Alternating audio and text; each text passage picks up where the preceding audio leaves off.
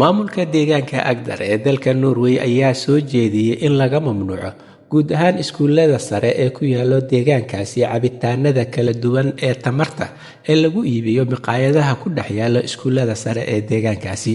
Waxa ayna sheegeen in ay arrintaasi u sameynayaan iyaga oo la doonayo ardayda wax ku baranaysa iskuulada sare in ay cunaan ama cabaan cunno caafimaad iyo cabitaano caafimaad u leh ardayda. Soo jeedintan ka timid maamulka ayaa waxaa go'aan rasmi ah ka gaari doono golaha deegaanka ka hor xagaaga ama inta aan la furin dugsiyada sare ee dalka Norway isla dugsiyeedkan cusub ee 2025. Soo jeedinta ayaa lagu sheegay in laga doonayo goobaha maqaayadaha ku dhex yaala iskuulada sare ee deegaankaas inaan lagu iibin cabitaanada tamarta nooc kasta oo ay ahaadaan.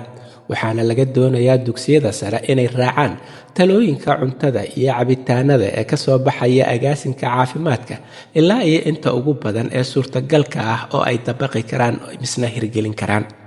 waxyaabaha ay farta ku fiiqeen ama cuntooyinka caafimaadka leh iyo cabitaanada ay soo jeediyeen ayaa waxaa ka mid ah rootida, miraha noocyadeeda kala duwan, qudaarta noocyadeeda kala duwan iyo weliba biyaha caadiga ah oo la raacsan karo barafka.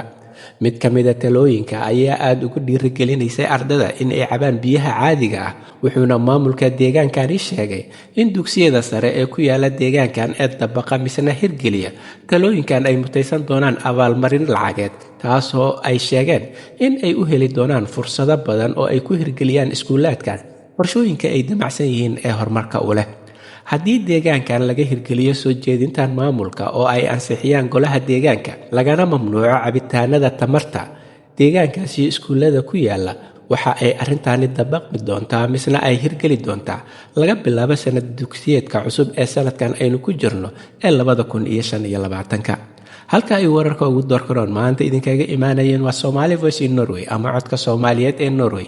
waxaan idinla socodsiinayaa anigoo ah Cabdullaahi Shiine.